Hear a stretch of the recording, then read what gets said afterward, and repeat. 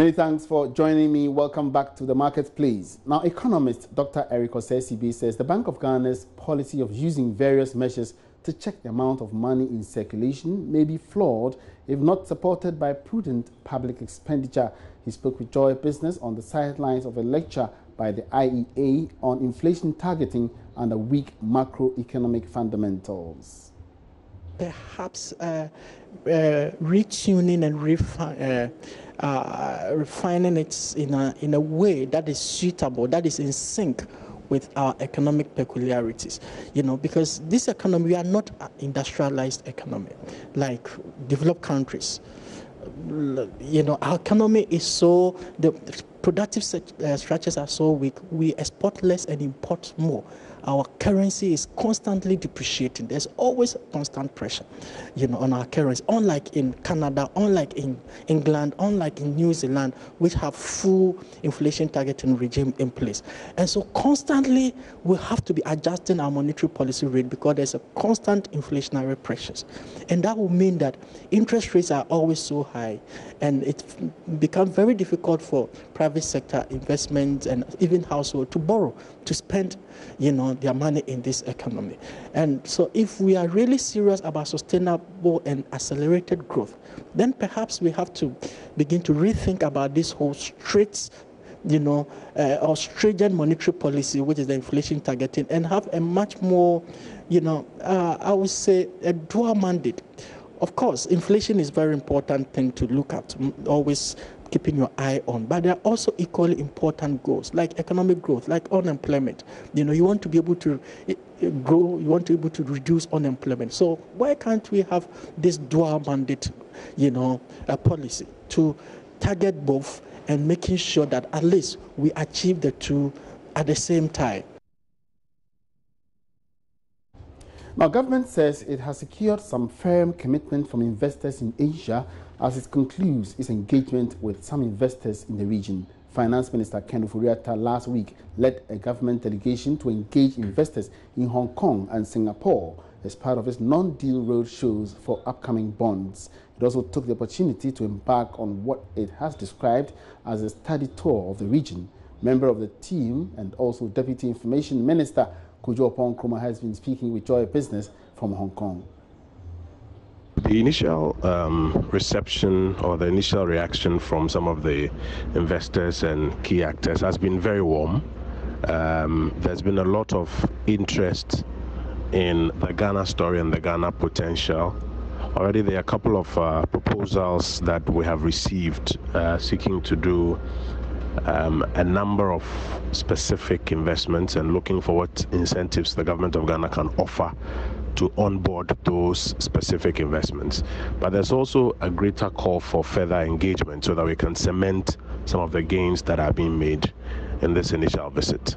Singapore and Hong Kong have shown great experience and track record in operating an international financial services center that is not encumbered by worries from some of the global regulatory agencies. On the capital market side, on the money market side, they have shown a lot of depth and ability to attract a lot of liquidity, which has fueled growth and development, for some of their underlying clients. And it's our expectation that we can learn and build synergies with them so that we can also develop a similar infrastructure in Ghana. No, we are not expecting to onboard any new loans on this roadshow. That's why we say it's a non-deal roadshow. But we believe that it's important to showcase our debt dynamics, our debt servicing profile, so that in the near future, when we issue some debt instruments, we can diversify beyond the traditional markets and also have some of the key Asian investors take up some of our debt instruments.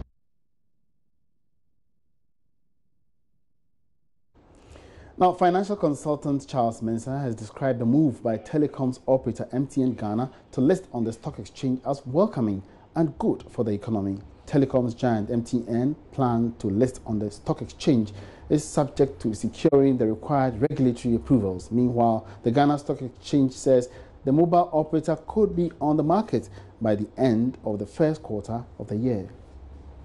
Of MTN and the number of customers they're serving, and the revenue streams that they're getting. So they are giving part, or they're allowing Ghanaians to participate. I think it's a good news. It's a very good news because it's equally listed on the South African market. They are pretty huge when you follow them. So it's a good news for us. Okay, what impact do you think it could have on Ghana's stock exchange? Because like you rightly said, when you look at the value of MTN, it's quite, something substantial. What impact do they have on the stock exchange? I think it's a positive, it will have a positive impact. Look, the future is fintech, technology and finance. And everybody knows that MTN is leading in those perspectives. They are bringing new products almost every now and then. They are competing with the banks in their space. Profitability is equally growing. Now, if these two things are happening, Ghanaians will benefit because the likely shareholders will be Ghanaians. And the fund managers, especially those who are managing second-tier pension fund, who are managing third-tier fund, voluntary fund, would have companies to buy into, because we don't have too many industries in the market. If you look at the stock market properly, in terms of industry, I don't see any communication company listed. So it will be the first thing. And I think I'm happy because I spoke on this a couple of years back, stating that, look, we ought to have some policy attached to renewal of licenses, so that if you play in the market for 5 years, be it bank, be it insurance, be it telcos, after 5 years, when when your time comes for a policy to be renewed or license to be renewed, we can tie it now. You have to list a certain percentage, a minimum of 25% on the stock market. Thank God they are doing 35%. It's also really good for us. All right, now let's hit one of our top stories. And the year-on-year inflation rate for the month of January is now 10.3%. This is a reduction of 1.5% from the previous rate recorded in December last year. Acting government statistician Ban Wadie has been explaining to Joy Business in an interview the causes for the decline.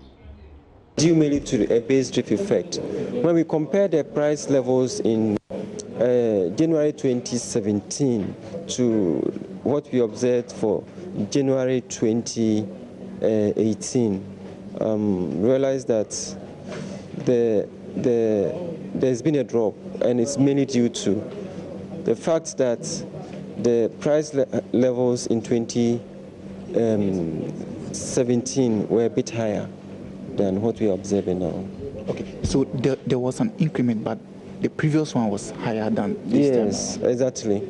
Okay, what of the the food inflation as well? I realized fruits were, down. Yeah, fruits also went down, and we are attributing all mainly to base drift effects. That the comparison with the price levels in 2017 for the month of January, as compared with the current January 2018, the levels were a bit higher, and that affected any change that we observed.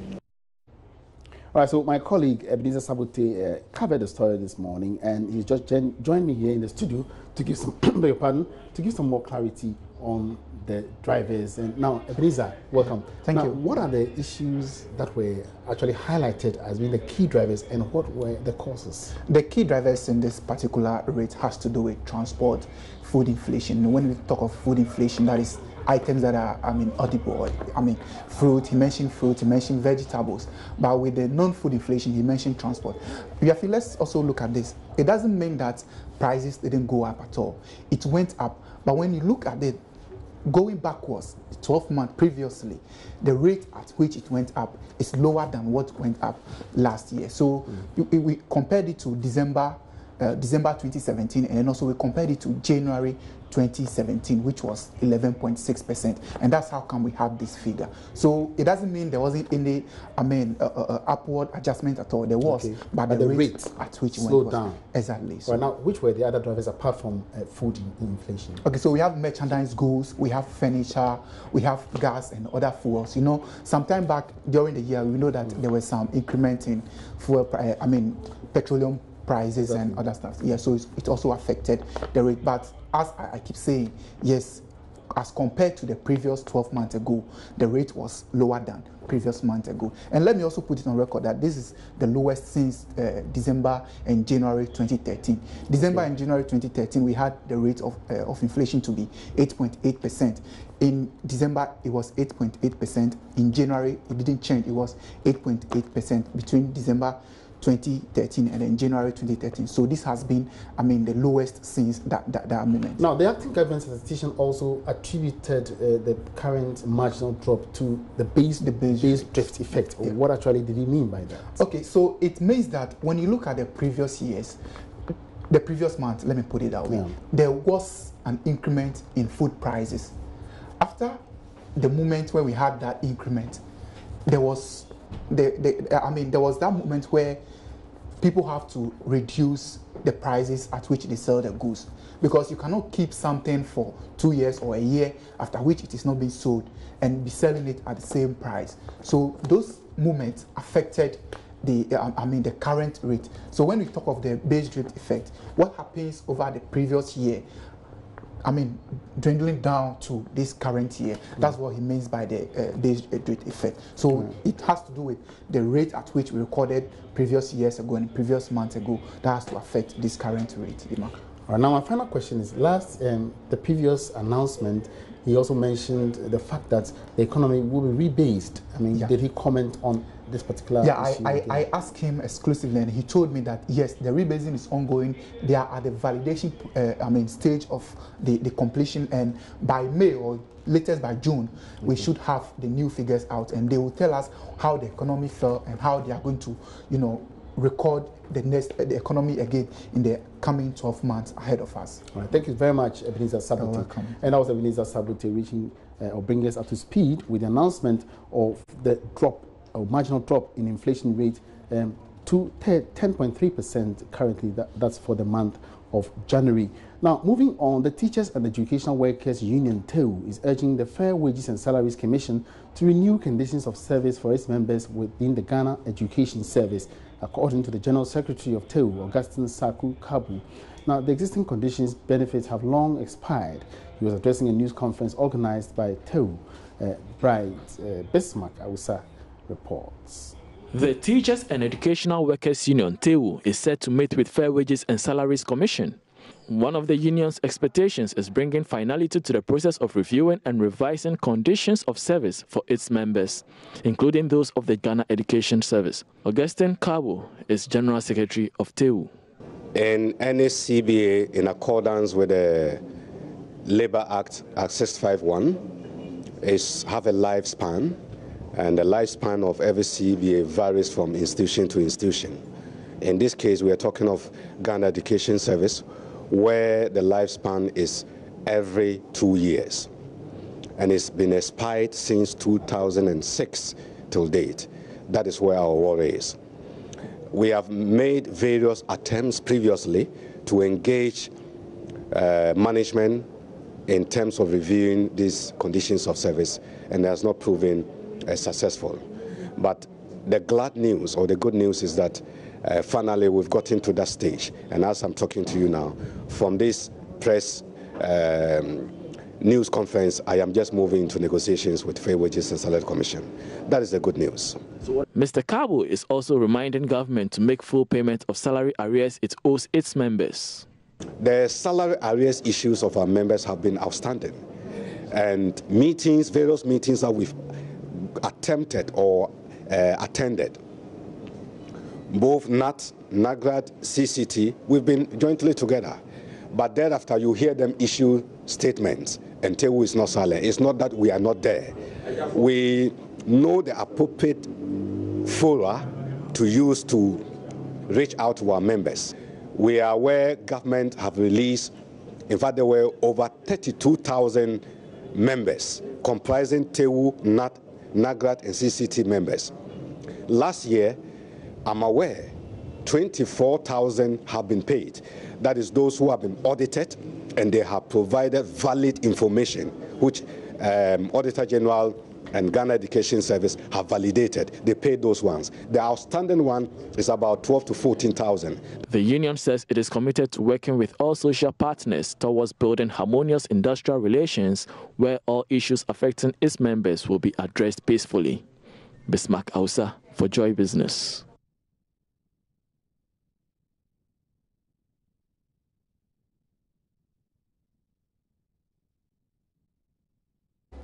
Now, President Akufo-Addo's State of the Nation address continues to generate some reactions from industry players across various sectors of the economy. When it comes to agriculture, the General Agric Workers Union, GAU, is saying broader consultations on the right direction for the sector will help in tackling some confronting challenges. There's more in this report. The General Agric Workers Union, GAU, is calling for more comprehensive programs to deal with the challenges facing the agric sector.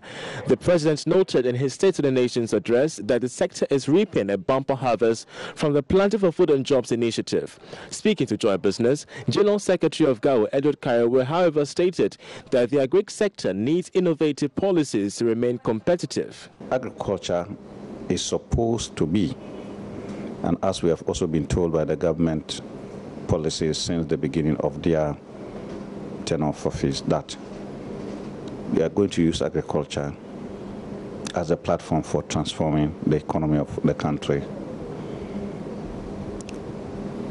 We have been just giving the information about what we already know. The Planting for Food and Jobs program, in one word, is successful.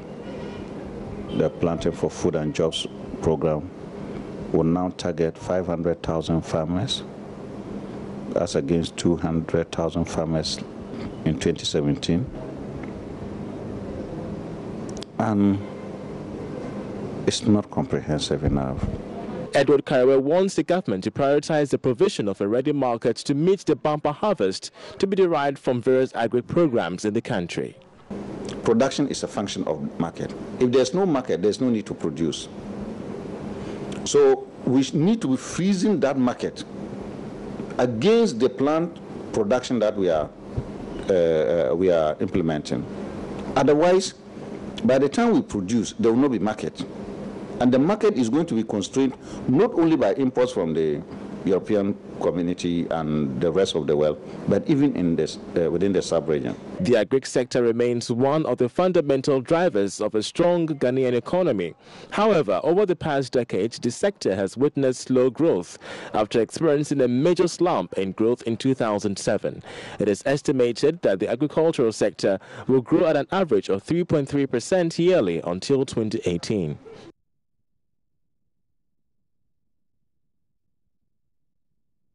Now, moving on, Ghana needs new road regulations and an effective public transport system to tackle the inconvenience caused by heavy vehicular traffic situations on the road.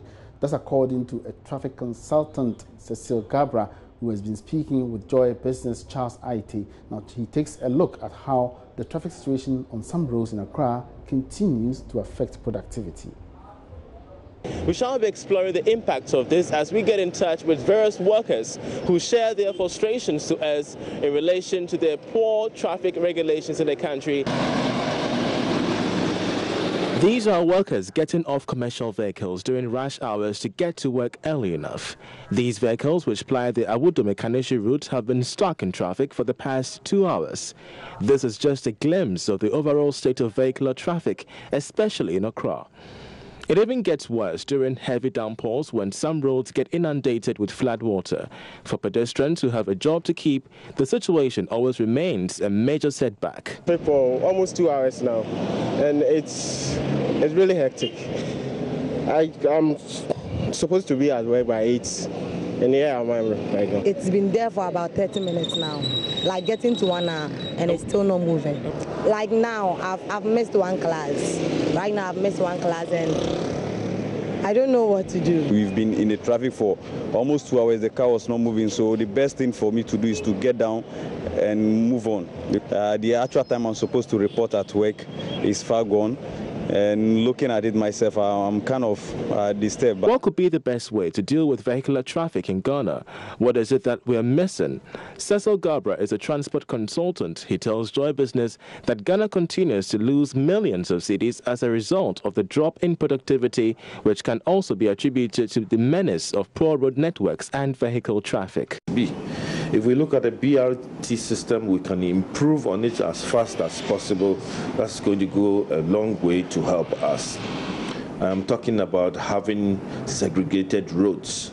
And what I mean by segregated roads is that roads meant for only buses. Okay, that's number one. Two, we need a dedicated traffic police that will assist us to give directions and so on, and then the roads must be, there should be an issue where we have a team to know which types of roads they have to look at to block and to open up in the mornings and then in the evenings. That's a second solution. Flyovers, like I mentioned, long term. And in the short term, people must also look at the issue of reducing unnecessary movement of vehicles. I mean, if we can go by public transport, of course, we should have very good public transport stations.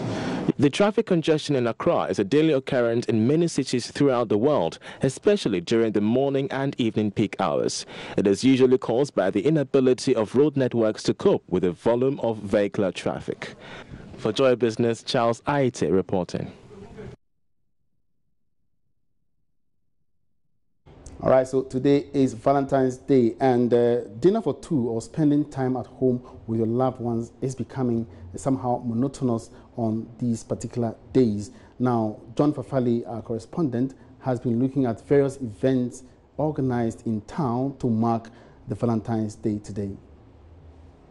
I found a love for Oak Plaza Hotel Enjoy Prime serves you with an unforgettable experience this Valentine. The famous Caribbean singer Lincoln Brown joins hands with the world-acclaimed celebrity chef Klaus from Germany. Date Wednesday, 14 February 2018. Time is 7 p.m. sharp. Rate 110 Ghana cedis for single and 200 cedis for couple. Venue Oak Plaza Hotel East Airport. Special room rate of $100 for you and your loved one. Those are several events that are happening in town today. It could cost you about 200 Ghana cedis through to 1,000 Ghana cedis to really enjoy any of these events. Today, it appears Valentine's Day celebration have taken a different turn from dinners to events. So for those who are really into these events, like Ochami Kwame's Flaunt Your Lover or Joy FM's We Made It, but exactly at what cost?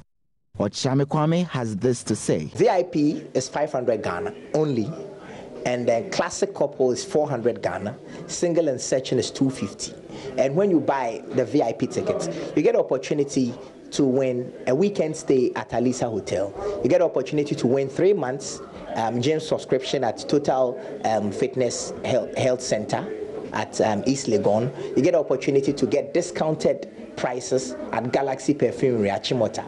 So think about it. If you go out on Valentine and you don't even enjoy great music and win these opportunities, you spend more than 500 Ghana. So you have nothing to lose. A great experience, great ambience, great music, an opportunity to show the world that love is alive. Flaunt your lover. But do these events truly resonate with what the people want on Val's Day?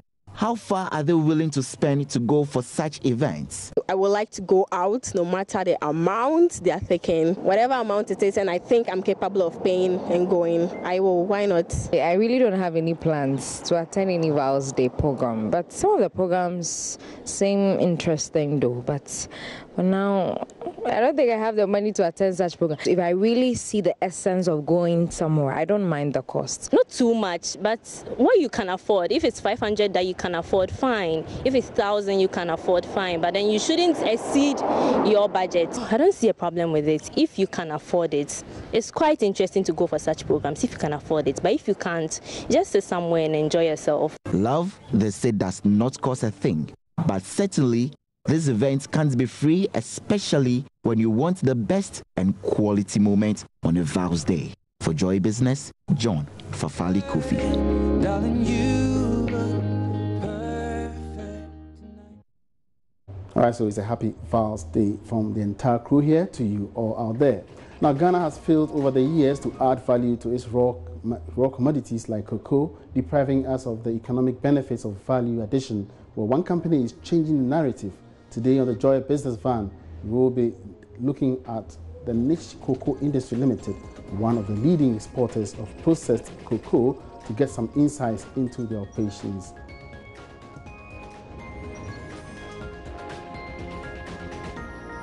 All right, so you get a full story this evening on Business Live. And that's it for the Marketplace this afternoon. My name is Emmanuel Abuachi. Have a good afternoon.